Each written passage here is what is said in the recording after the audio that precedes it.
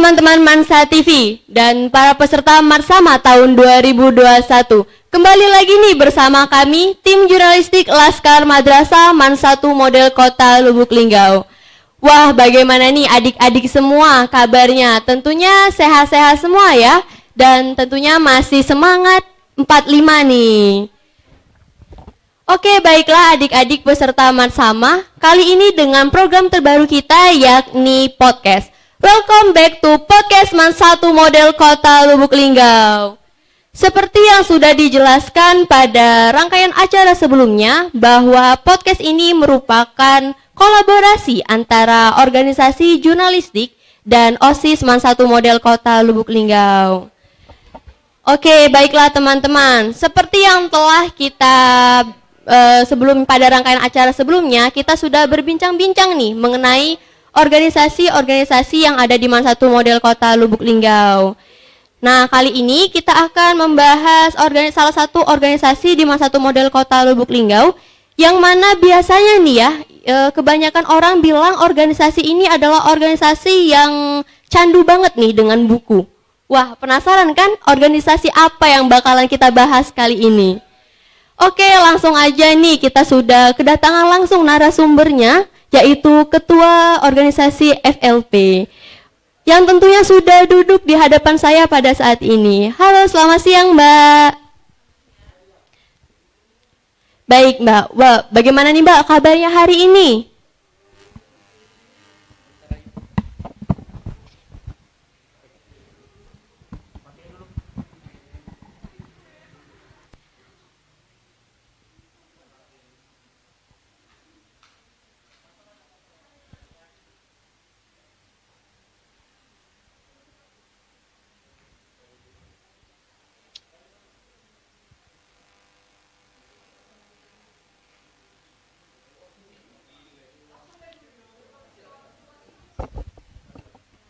Oke, baiklah. Bagaimana nih Mbak kabarnya hari ini?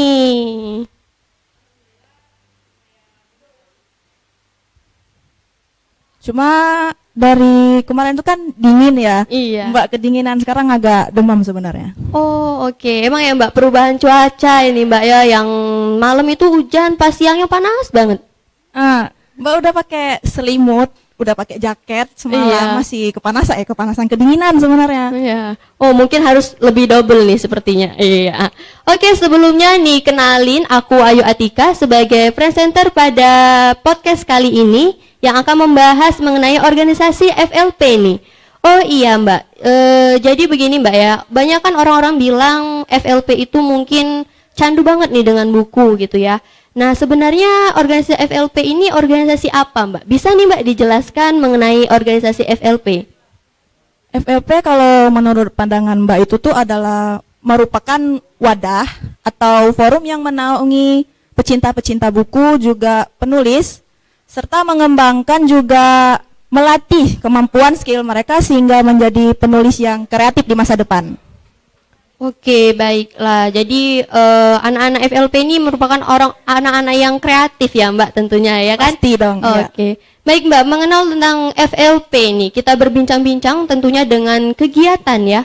Nah, di FLP sendiri kegiatan apa saja nih Pak? FLP kegiatannya tuh setiap bulan Oktober kita merayakan bulan bahasa dengan mengadakan lomba pada festival bulan bahasa. Contohnya kayak tahun kemarin kami ngadain lomba pidato, lomba video kontes, juga lomba pameran puisi. Karena sebelumnya tuh, sebelum masa pandemi kan masih boleh kumpul-kumpul nih. Kami kumpul setiap hari Selasa, bahas-bahas materi tentang kepenulisan, kadang-kadang diskusi juga, nge-games atau buat mading. Karena sekarang kan lagi masa pandemi, nggak boleh kumpul-kumpul. Kami ngadain pertemuannya secara online via daring, sama juga bahas-bahas materi, diskusi. Kayak kemarin itu pernah diskusi tentang baju organisasi, juga diskusi tentang duit kas yang tidak ngalir-ngalir ini ya. Terus setiap tahun itu tuh FLP menerbitkan satu buku antologi cerpen dan puisi ya. Wah, keren banget ya Mbak, sudah bisa menerbitkan buku nih ternyata organisasi FLP. Oke, baik nih kita sudah membahas mengenai kegiatan-kegiatan FLP. Tentunya di setiap kegiatan pasti ada koordinatornya ya Mbak. Lalu struktur inti dari organisasi FLP ini sendiri itu terdiri dari apa saja nih Mbak?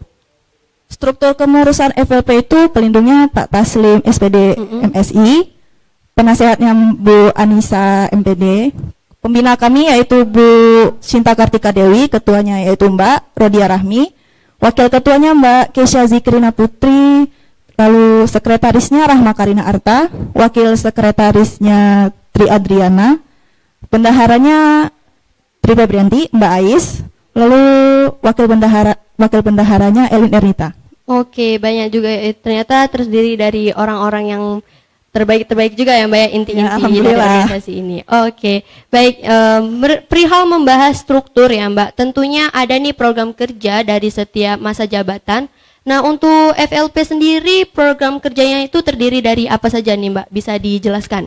Yang pertama itu udah Mbak sebutin tadi, merayakan bulan bahasa, terus membuat blog, lalu melanjutkan akun Instagram untuk memperlihatkan kegiatan-kegiatan anggota FLP, lalu mengikuti kegiatan event atau lomba yang diadakan juga.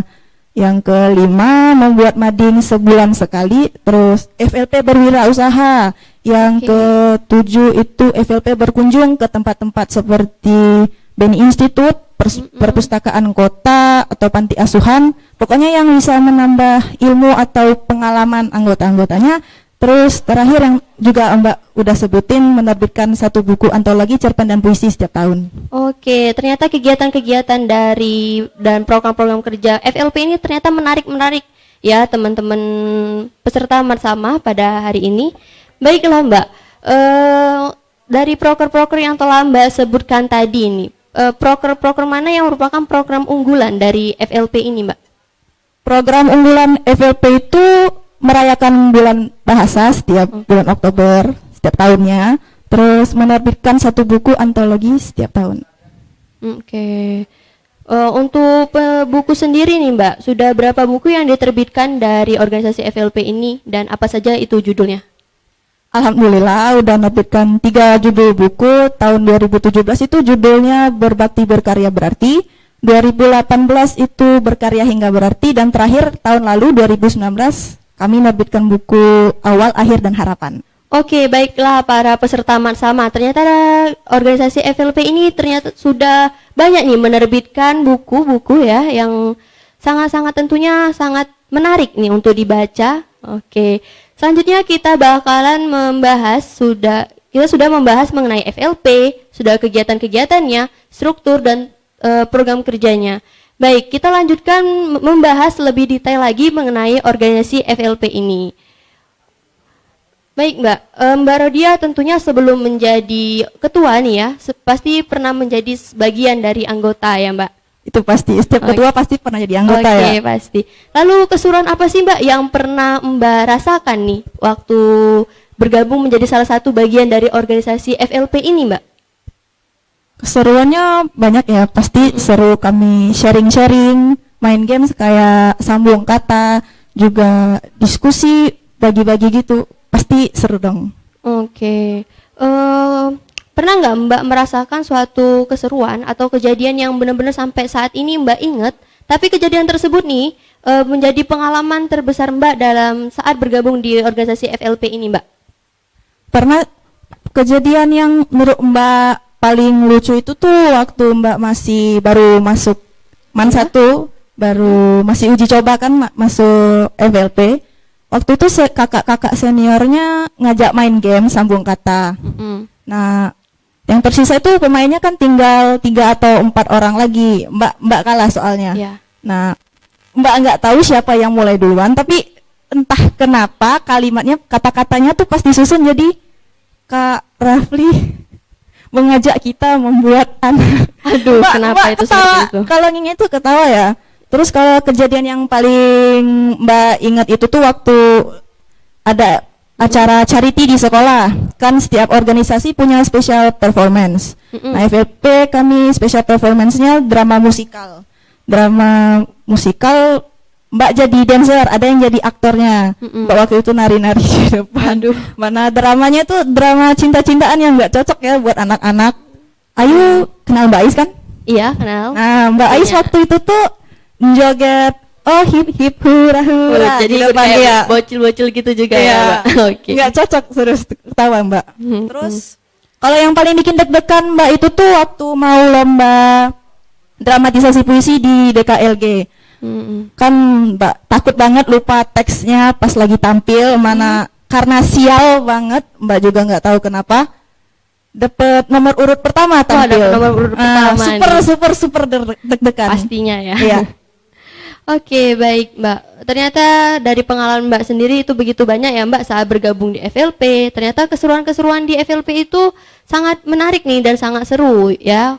Dan sangat cocok nih bagi para peserta Marsama yang tertarik untuk bergabung di organisasi FLP ini. Baik Mbak, Mbak sekarang kan tentunya sebagai ketua nih di organisasi FLP ini. Nah, saat ini kita ketahui bersama hal yang paling memukul kita saat kita semua yang sama-sama kita ketahui nih lagi dan lagi bahwa pandemi COVID-19 ini tidak kunjung usai ya Mbak. Lalu ada sih Mbak tantangan tersendiri dari sebagai ketua untuk memimpin organisasi di masa pandemi seperti ini Mbak. Tantangannya tuh kalau di masa pandemi kan kita serba daring, serba online, terpaksa nggak bisa ngubungin anggotanya langsung kan. Kami meeting, bikin acara, tapi sepi biasanya tuh karena ada banyak kendala, nggak ada sinyal lah, lagi sibuk ini itu. Terus Mbak juga mikirin kegiatan apa sih yang seru secara daring ini susah juga. Untung ada. Oke, tapi tentunya Mbak sudah berusaha semaksimal mungkin ya untuk mengembangkan organisasi FLP ini menjadi organisasi yang emas tentunya. Ya, alhamdulillah. Sebenarnya jadi ketua itu gimana nih Mbak? Enak nggak sebenarnya jadi ketua nih? Kalau menurut Mbak jadi ketua tuh ada enak, ada enggak enaknya. Karena enaknya tuh bisa kita belajar pengalaman, dapat pengalaman memimpin suatu organisasi menjadi pemimpin yang hebat insya Allah. Dan kalau misalnya kita mau kerja kan disuruh buat CV, kita bisa masukin itu.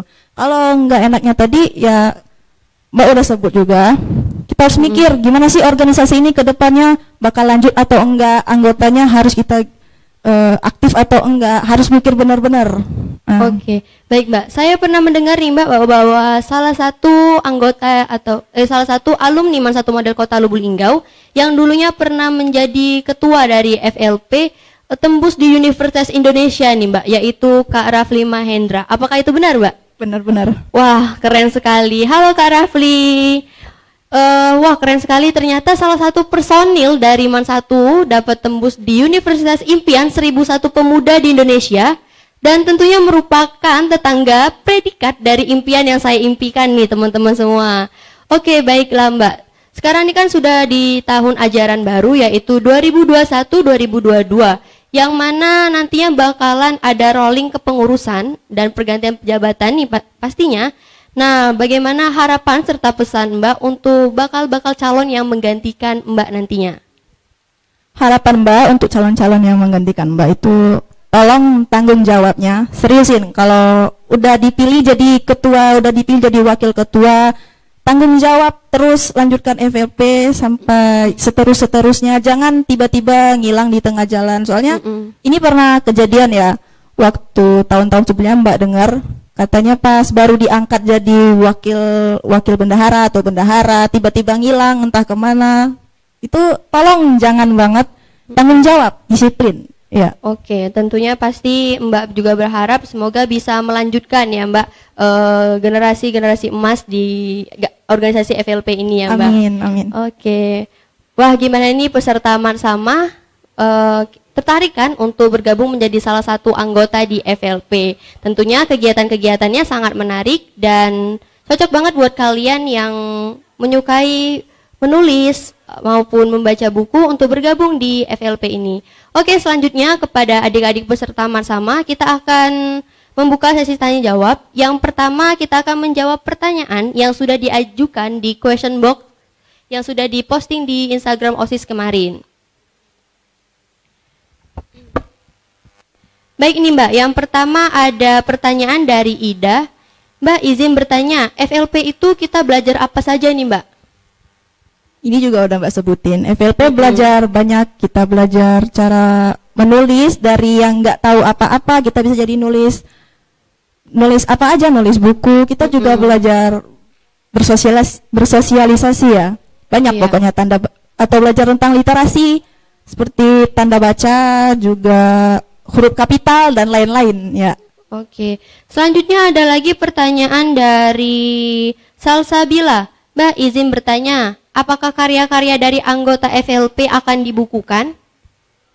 Ini ya dibukukan karena itu emang keunggulan kita ya, menerbitkan satu buku antologi cerpen dan puisi setiap tahun. Wah, ternyata mungkin Salsabila seneng nih nulis ya, pengen dibukukan karya-karyanya seperti itu. Oke, ayo gabung deh. Oke, baik nih selanjutnya mungkin ada pertanyaan bagi adik-adik peserta Marsama yang ingin mengajukan pertanyaannya. Silahkan mengajukan pertanyaan melalui room chat yang telah disediakan oleh pihak panitia, atau boleh juga mengajukan secara langsung nih kepada adik-adik peserta Marsama. Kami persilahkan.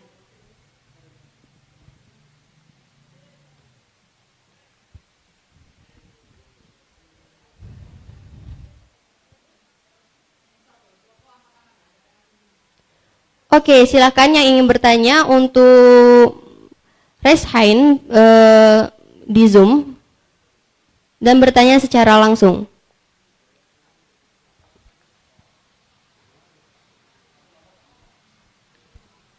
Udah ngerti semua kayaknya ya. Sepertinya seperti itu. Bagi yang penasaran nih, boleh langsung tanya-tanya dengan ketuanya langsung nih. Izin bertanya. Cek 1. Siap, izin bertanya Mbak, bagaimana sih cara menciptakan puisi yang bisa menyentuh hati pendengar?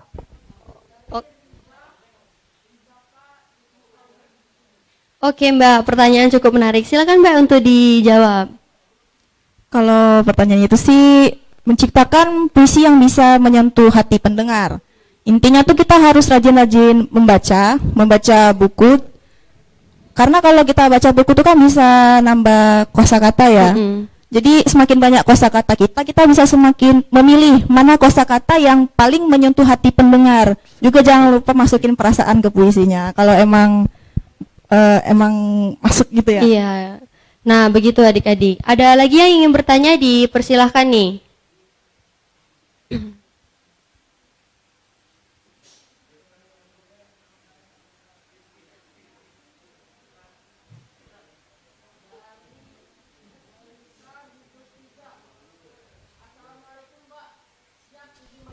Untuk bergabung ke ekskul FLP ini apa ada syarat?